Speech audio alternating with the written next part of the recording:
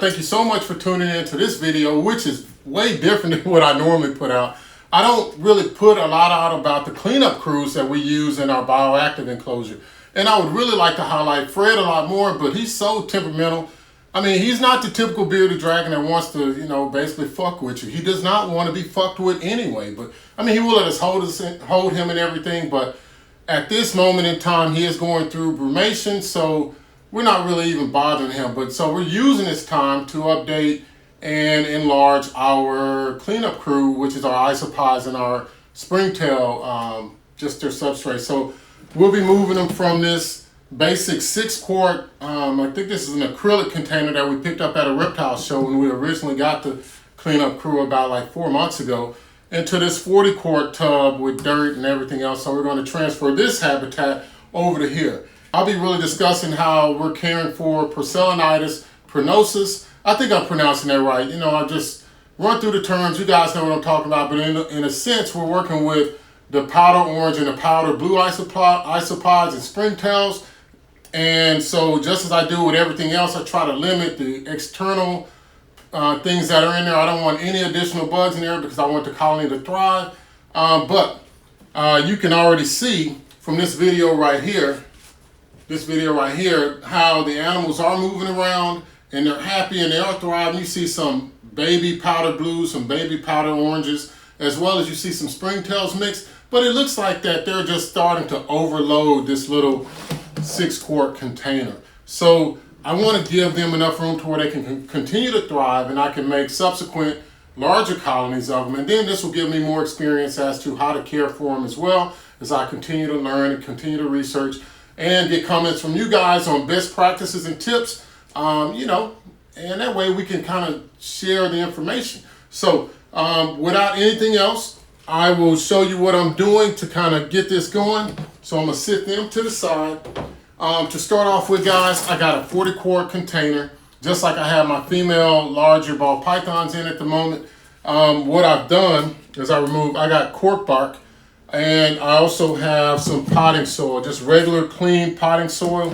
You see that it breaks up fairly easily. I do leave some of it in chunks because I want to give more surface area for the bugs to actually go into. I don't want the soil composition to just be all, smooth and fine. That way they can have little cracks and crevices where they can crawl around and they can do their thing. But the one thing that I do want to stress is, how do I clean this? I don't soak them in bleach or anything like that like I would for some of the things that I put in the reptile enclosures, like their bows and their hides. But what I do is I put them in a deep freezer and I leave them in there for 2 days. So at the deep freezer temperature, I believe that kills all of the germs and parasites, all of the bugs and other parasites and anything else that could be inside of the soil. And that's over 48 hours. But the good thing is, with the dirt that we've had, we've used the same dirt. I bought a big bag and I just did it all at once. I actually heated it up in the beginning to 350 degrees for 15 minutes at a time for the bag, and then I just added all the stuff back. But in between, we keep it in a storage, so what I do is I just put it in a deep freezer. So in a sense, I've, I'm not going to say disinfected, but I've treated all of this right here. And what I'll be adding to it, other than the cork bark to the dirt, is I'll be adding this Zumad terrarium moss. And I just picked this up at the local reptile store. You can also get it on Amazon. This is a 5-gallon size, and I paid about $10 for that. I went on Amazon a while back, and I got this hardwood lump charcoal. And what you do is you just have to make sure that you rinse it off, and it's pesticide free. Everything you get has to be fertilizer and pesticide free. And to mix all of this up with, I have the Zilla mix. And this is their new packaging. I don't know how well it's showing up, but I'll put a better picture of it right here. But this is the jungle mix. It's got a mix of fir, sphagnum moss, and peat moss in it. Of course, this is a 24 quart bag, so I'll be just adding this to everything.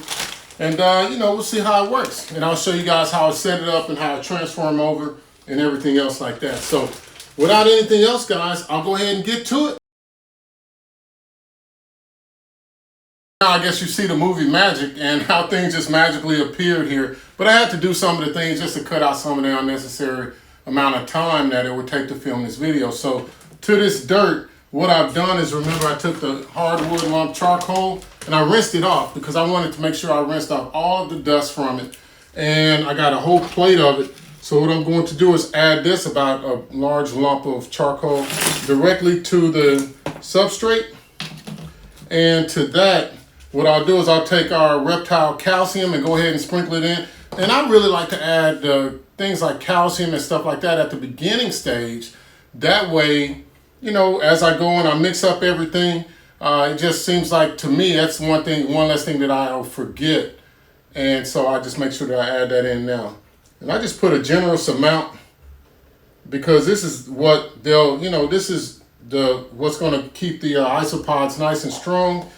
You know, I got a little piece right here. So the next thing that I'll do is I'll break out my scissors and I'm going to cut this bag open and dump this Zilla premix in there.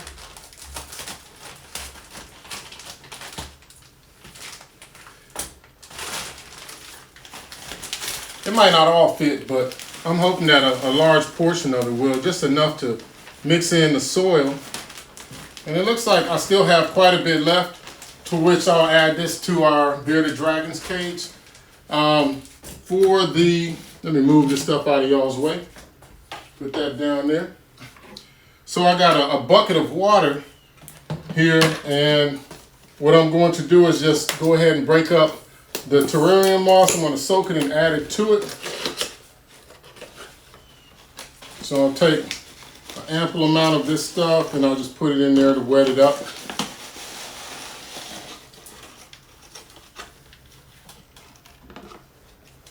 All right. So as you can see, I pushed it down off in there and I'm getting it nice and wet. And then between time, I'm going to go ahead and mix this up. And then you know that this is a dirty job, guys. So you can break up the charcoal, but I just choose not to. I'm always thinking about, in the wild, animals need that surface area. So go ahead and mix this up.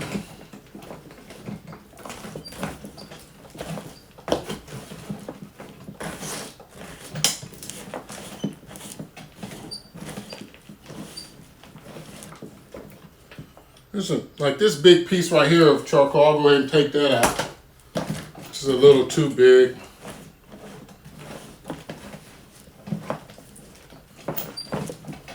And to all of this, what I'll do is I'll go ahead and I'll add my sphagnum moss. Leave it kind of wet and just break it up.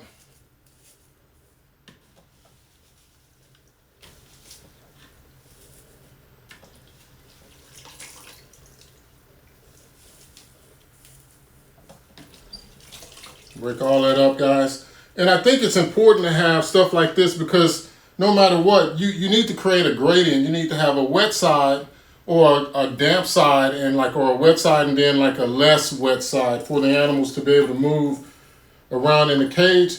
But by mixing up the sphagnum moss, this way when I mist it down once a week, it'll be enough to actually, so that the animals can actually care for themselves.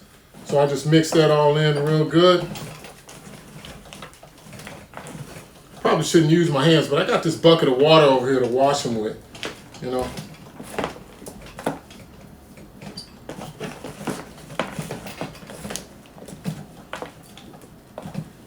Making sure I get that in real good, nice and good.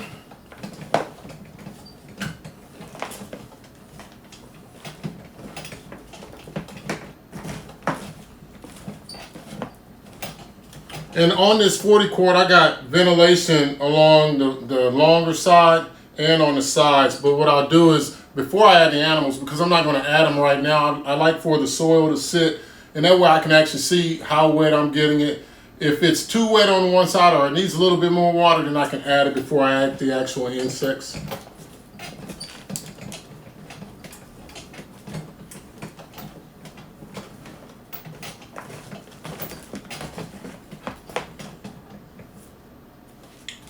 dip my hands in this water. Washing them off. Thought I had a towel over here, but I guess not. So that's how it looks, guys. And so you see how it's all mixed up in there like that. And so what I'll do is I'll just place I'll be placing the cork bark right on top. And what that'll do is I got the pieces with the curves underneath. That way the animals can crawl up under there, the insects can crawl up under there, and they can get an additional place to hide. So the way that I normally set this up is I put this on the lower side where I'll keep it kind of damp, but I'll have the wet side over here so they can go to another side at night and be a little cooler. But I also have additional pieces of cork bark that I can put over here as well. And you know, hey guys, that's what we have for now. So wait, and then I'll show you the final step of the process. Now I'm going to introduce the isopod. I'll be adding them to it, and I will be adding the leaf litter too. For the leaves, I always bake the leaves, guys. I bake the leaves at 300 degrees for about 15 minutes. I got this dedicated pan for doing so. So to do that, what I'm going to have to do is remove some of the cork bark, and I'll just spread these leaves around.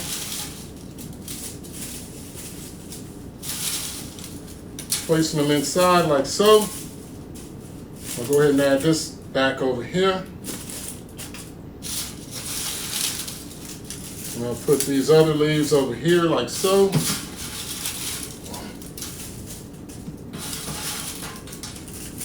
So now you see how I have some coverage. It really looks like outside up under a tree, which is where a lot of these animals are found. So let me put this out of the way. And just to go ahead and, you know, cut it off, I have an extra piece of cuttle bone that I'll stick inside of there to give them a little bit extra food.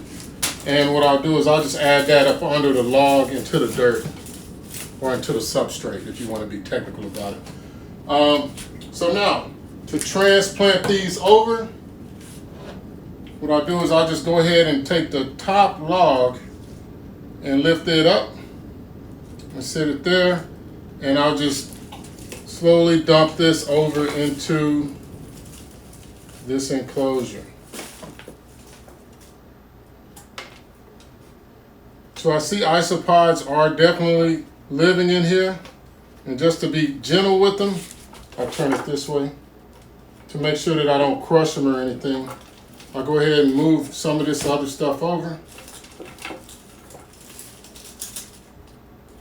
And there. Now we got them all transferred. I believe there might be a couple left over, but what I'll do is I'll just double check in a little bit, and just to make sure that I can basically take this dirt and flip it over so some of the other pieces get to be exposed near the top.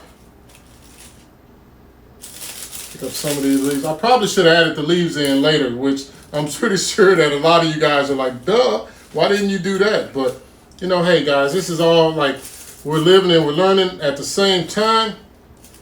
So I put that original piece of cork there. I'll lift these other ones up so that I can slide this over. Lift up some of the leaf litter and put it on top. But it doesn't matter if the leaf litter is inside of the soil or not, because that's in all actuality, that's what they're eating as well. On top of that, the calcium. So I got all of this in there like so. And the only thing I have to do is come back and tape up the holes that are being exposed to the outside so that they can't crawl out.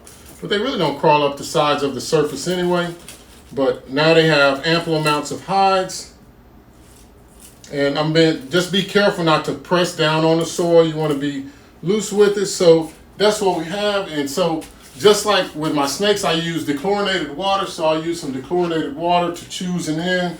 I don't remember which side I'll do. I'll choose the side that they aren't in right now to make that the wet side. So I'll just take this bottle of dechlorinated water.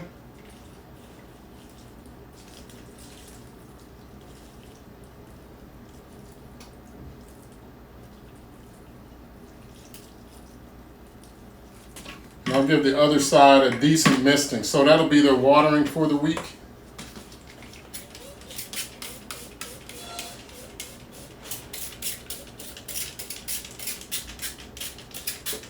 If I can get my spray bottle to work, I think I've almost emptied it out.